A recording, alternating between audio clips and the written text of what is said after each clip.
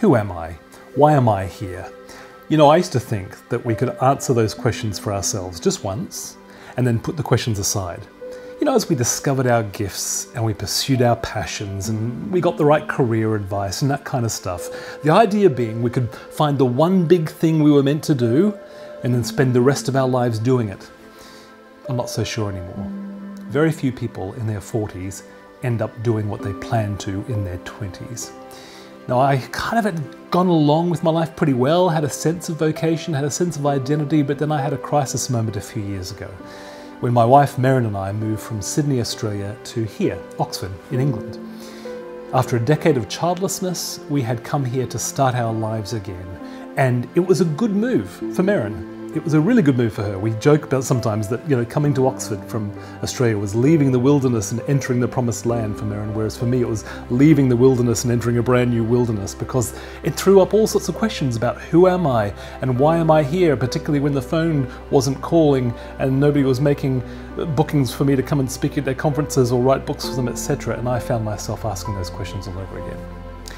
The Making of Us is my attempt to find out who we can become when life doesn't go according to plan.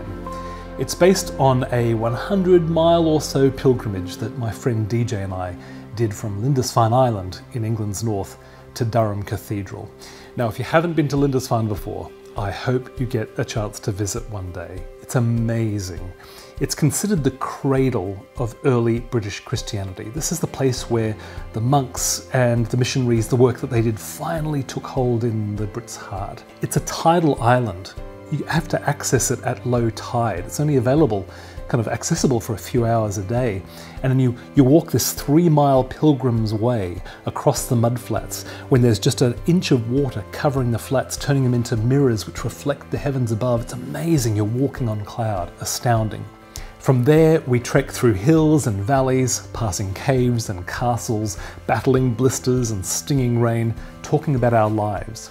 We talk about our childhoods, the defining moments that have shaped us, talk about our dreams for the future, what our legacies might be, until finally we hobble our way into Durham. And we do hobble. By that stage, we're in quite a bit of pain. But I can't wait for you to read the bit in the book when we get to the cathedral and all these people are waiting for us. Are they waiting for us? It's this amazing moment of serendipity. The Making of Us turned out to be a really difficult book to write. It took another 4 years of reflection and work until I could actually finish the book. And I think the great temptation for me was to revert to writing just a general how to find your purpose in life type book. Now that's good, but there are a million books out there on that topic already. I had a calling to write down what I had learned specifically about who we can become when life has gone wrong, or at least just hasn't gone as planned. That book took a lot more work to do.